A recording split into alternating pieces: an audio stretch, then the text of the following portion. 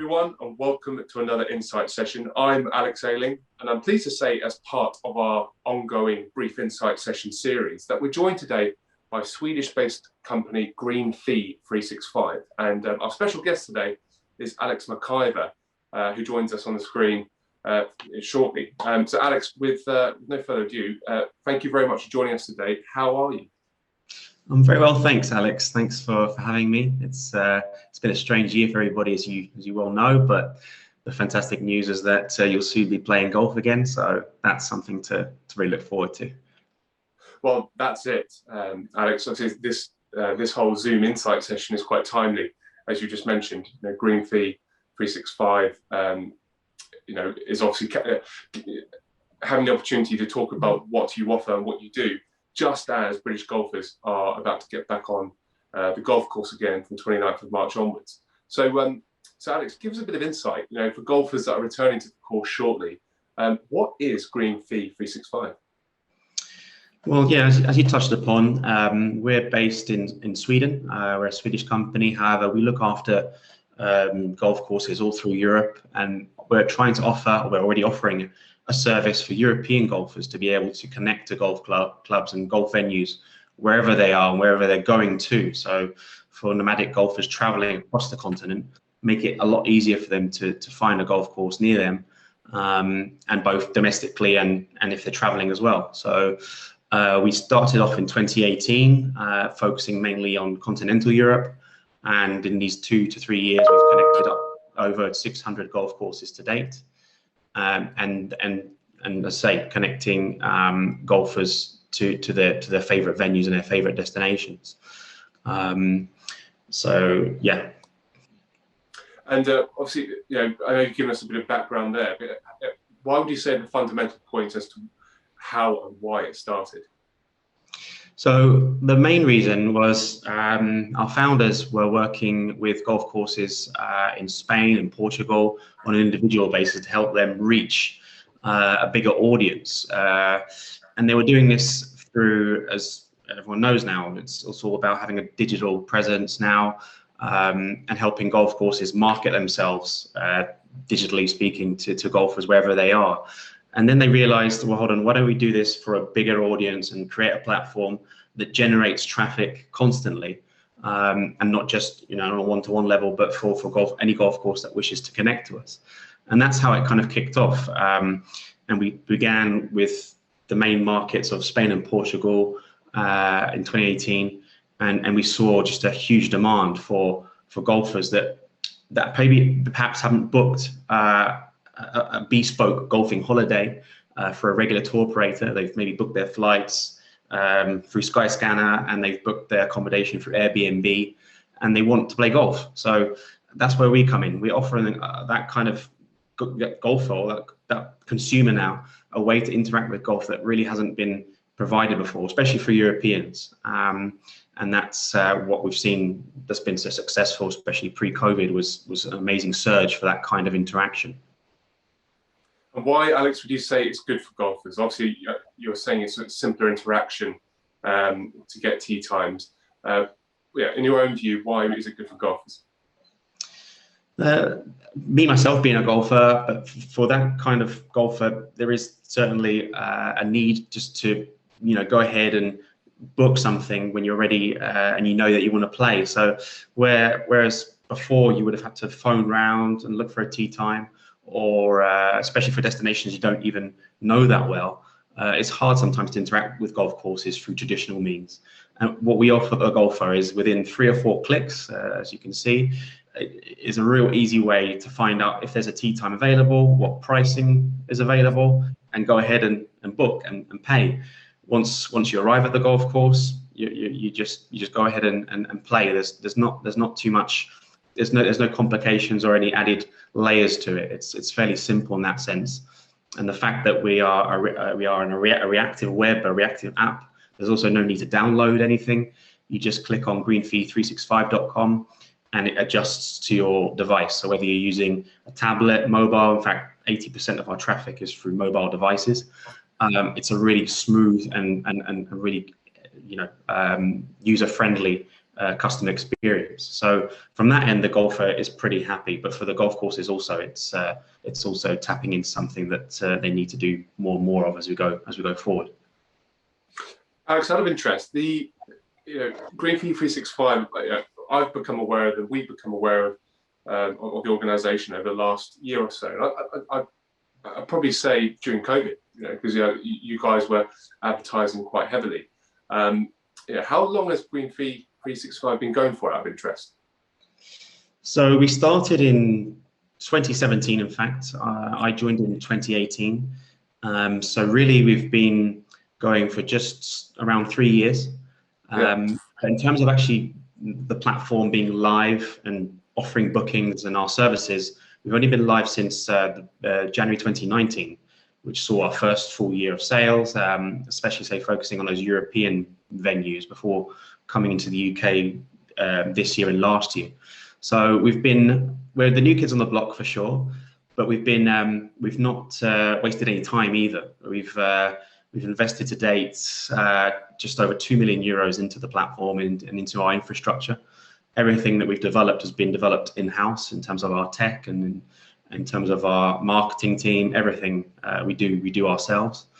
So it's been short in terms of the chronological timeline, but we've done a lot of work in these two to 3 years to gain not only the end users' trust, but of course building up that inventory on the platform and gaining the trust of golf courses, especially at the beginning when we were maybe an unknown entity, to have golf courses trust us with their inventory and trust us with their brand at the beginning has paid off, and since then it's really snowballed, and we're now in over 10 countries in terms of our golfing venues, and we have now 100,000 registered users, and last year we reached an audience of around 6 million golfers. So it's been short, but we've not left anything halfway. We've gone all in, and the current crisis has only allowed us more time to build and to consolidate that infrastructure. We've built in new additions and new ways of billing for our course providers to make it even easier for them to get paid, and we've also onboarded new partnerships as well. So this year has been not ideal in terms of a revenue perspective, you could say, for a traveling golfer and for tourism. However, we've kept things alive by making our platform even better for when things do go back to normal. And also we've doubled our traffic and our registered user base. So we have an amazing offering for golf courses if they want to tap into our audience. Well, that's a good point you made there. Exciting journey you guys have been on, as you say, in that short spurt of time, especially with major emphasis put in 2019 onwards. But you said your drive was to get the end user and to make them aware of Greenfee365. But turning it obviously to the inventory listing that you're building, day by day, week by week. Why should clubs join Greenfee365? Yeah, that's a good question, especially as we look at the UK market with the other various platforms and services available. I think our biggest differentiator is our outreach. So our reach is very concentrated on our European market. So taking those 100,000 registered users, but also our audience as a whole, we've done some analytics in terms of where they're coming from, and we have a huge Scandinavian following, which isn't surprising considering we're based in Sweden and we're a Swedish company. However, I think it's interesting. It's going to be interesting for golf courses in the home countries to offer European golfers an easy way for them to sell their product into our audience. And I think we do that extremely well. Our platform is translated into none less than 11 languages fluently. Wow. Our marketing is also done via an agency that translates all our content as well, really making it, I believe anyway, the only platform and only marketing platform and sales platform that really reaches a pan-European audience. So that really sets us apart. And the other thing is we really only concentrate on that part, the marketing and the sales. We don't get involved in what the golf club wants to do in terms of their inventory, what their availability is, what their pricing is, and that's been also a very successful aspect of our positioning.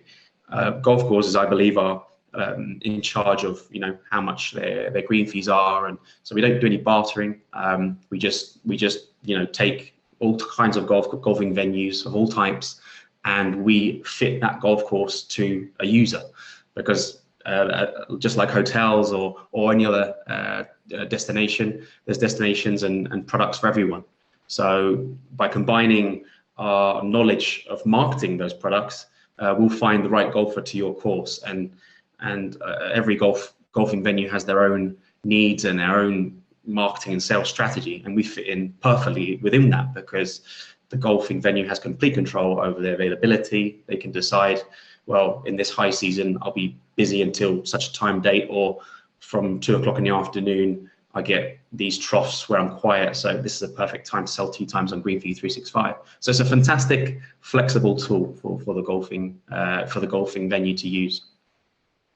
You've mentioned some key points, Alex, obviously with regards to earlier on, simpler interaction, the fact that you reach out to a pan-European audience, given that you have the various languages on your website.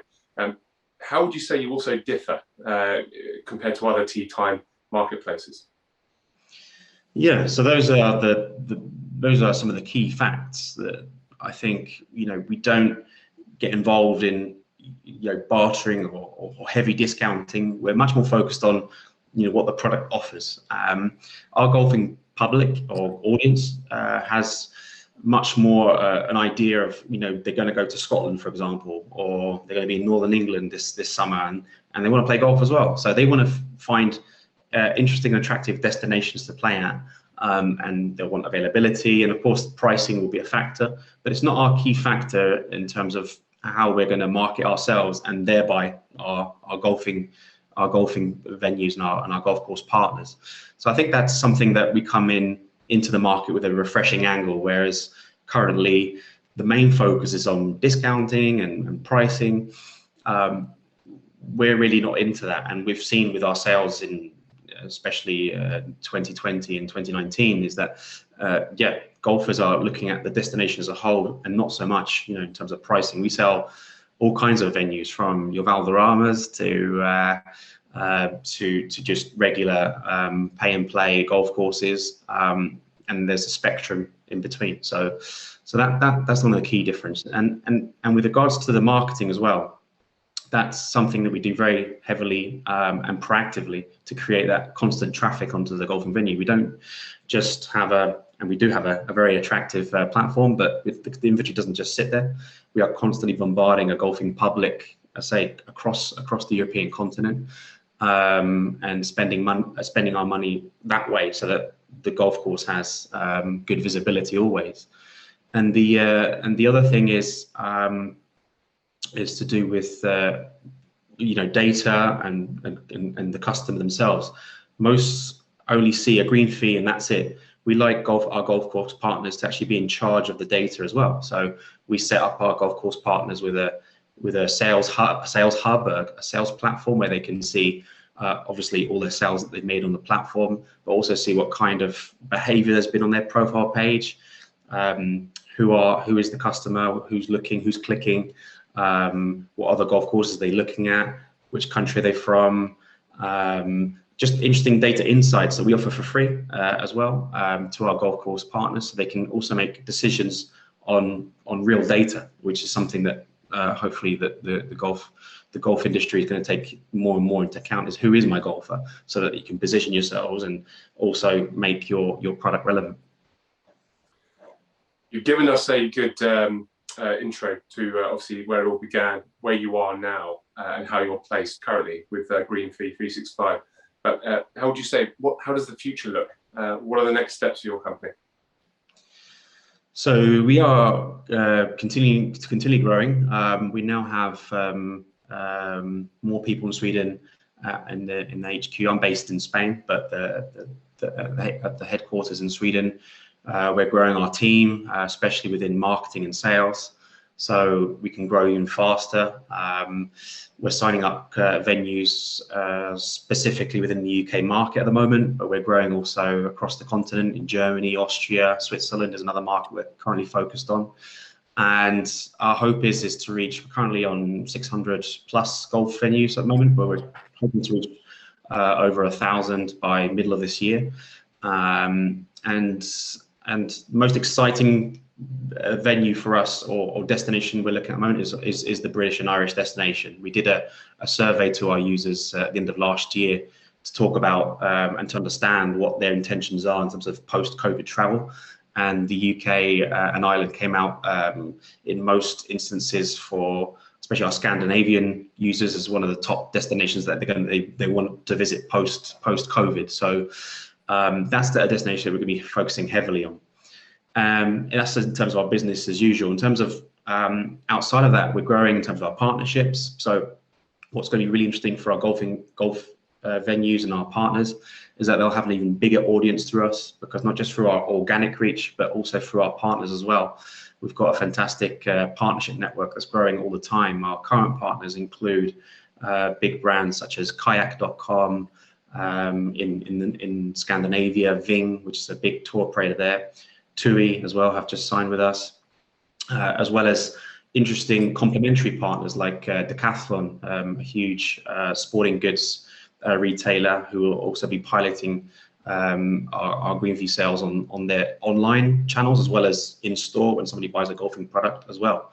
Our fantastic ambassadors, Andy and Piers from Me and My Golf, we have them signed on since the summer, and we'll be also doing, in conjunction with them, various marketing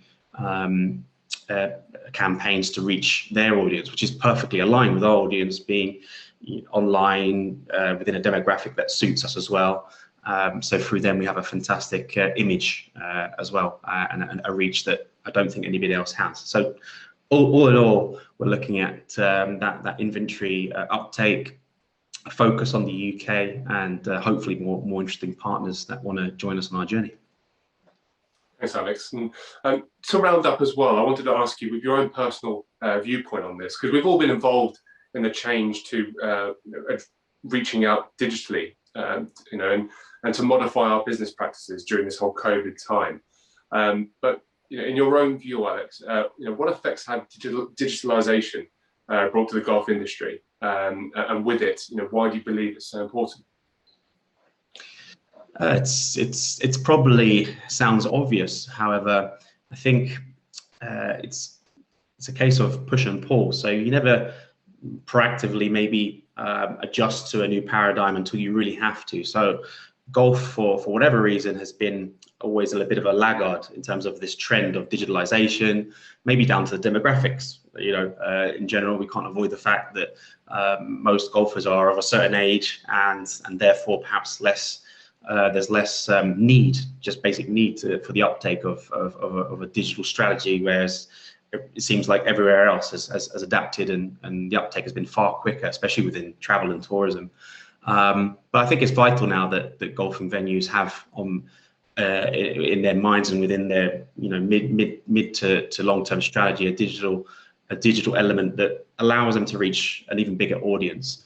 The golfers now that have taken up golf, especially in this post-COVID era, has been magnificent, especially in Northern European countries. The UK, Scandinavia has seen an uptake of anywhere on average a 50% increase in terms of green fees, and obviously the golf is becoming an attractive sport during this time. So golf needs to really leverage that and see it as an opportunity to consolidate and to keep those golfers engaged, and that has to come through a digital aspect as well, because most of these golfers, especially below the age of 40, will have a way of working that is only consolidated through digital means. So they need and want and will only want to book via their phone, and they'll only want to do things that are quick and easy.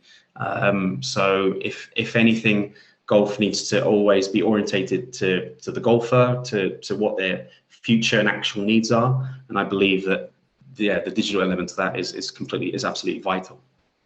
I couldn't agree with you more. I think all those points are extremely valid these days, and just I think all of us have really learned to evolve with the times, so to speak. And I think that pretty much digitally, the way we operate is here to stay. Alex, obviously for golfers or for golf clubs, if they want to find more information about searching live tee times, or for golf clubs to to join Greenfee365, where can they visit? What's the website? And also, please share your social media handles. Sure. So yeah, the great thing is hopefully the name sticks, Greenfee365. You Google that, you'll get our platform up straight away. Our social media handles as well are all Greenfee365. We're on Instagram, on Facebook and LinkedIn. But yeah, greenfee365.com, check out the platform and how we look. There's also an opportunity on there, a really easy opportunity for golf courses to activate or pre-activate, because we have on the main website at the bottom a directory, so they can click on the directory, find their golf course, click the link, and that will automatically come to me or to one of my colleagues who can get in touch with them to give them more information as well about activating. Brilliant. And Alex, let me take this opportunity to thank you so much for joining us today, and obviously wish you and the company well for the future. Pleasure, Alex. Thanks very much for having me. Yeah, thank you.